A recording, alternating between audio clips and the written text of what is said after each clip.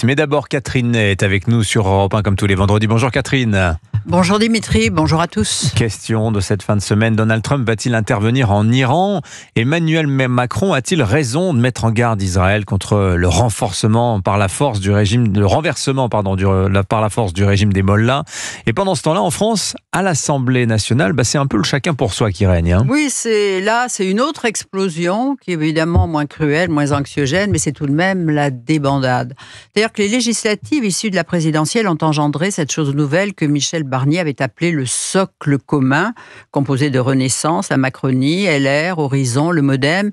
Pas vraiment une coalition, puisqu'il n'y a pas entre ces quatre partis d'accord programmatique, mais un accord sauf qui peut, l'arithmétique parlementaire y aidant de justesse pour que la Maison France échappe à la gauche, dominée par le mélenchonisme. Et depuis, chaque composante a son candidat pour la présidentielle, et même dans chaque composante, certains l'envisagent aussi, donc c'est déjà un peu le trop-plein.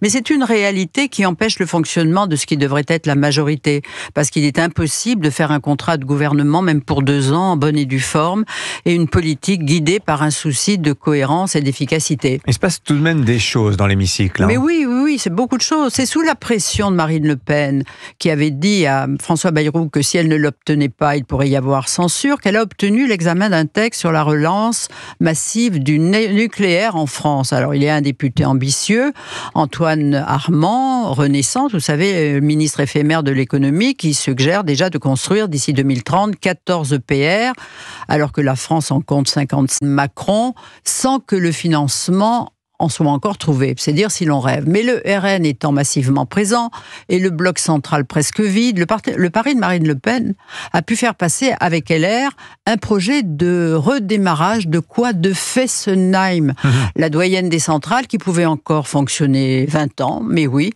hélas, fermée en 2020 par Emmanuel Macron, une énorme erreur. Et tant pis pour l'écologie, puisqu'il a fallu réouvrir 2 centrales à charbon en France pour compenser l'absence de production de Fessenheim. RN a aussi fait adopter un amendement pour augmenter la puissance des réacteurs existants. Pourquoi pas ? Et l'Assemblée s'en est également prise aux énergies renouvelables. Oui, alors que EDF envisage d'abaisser la production de son parc nucléaire en ce moment, en raison des températures élevées et des problèmes de refroidissement, les Républicains, avec l'appui du Rassemblement national, ont voté, eux, pour une autre pause, un moratoire, le temps que des études impact soient lancées pour savoir l'intérêt et le coût des nouveaux projets d'énergie renouvelable, les éoliennes et autres photovoltaïques. Le bloc central étant aux abonnés absents et à peine 4 députés écologistes en séance, l'amendement est passé, qui désole Marc Ferracci, le ministre de l'Industrie. Le syndicat des renouvelables a dénoncé aussitôt le plus grand plan social voté par les députés, puisqu'il pourrait détruire 80 000 emplois en France. Irresponsable et dévastateur, dit le ministre, mais on n'est pas à une contradiction près, puisque l'Assemblée a aussi approuvé un objectif de production d'énergie électrique renouvelable, 200 térawattheures d'électricité supplémentaires. Mais que fait-on sans éoliennes terrestres ou maritimes, sans photovoltaïque? Il apparaît surtout qu'il manque de boussole à tous les étages. Bon, l'écologie n'a pas vraiment le vent en poupe en ce moment, Catherine. Eh bien non, alors on ne sait pas si c'est l'antimacronisme ou c'est anti-écologiste. En tout cas, un sondage Odoxa pour Le Figaro le démontre. Les Français sont très sévères sur le bilan écologique du président.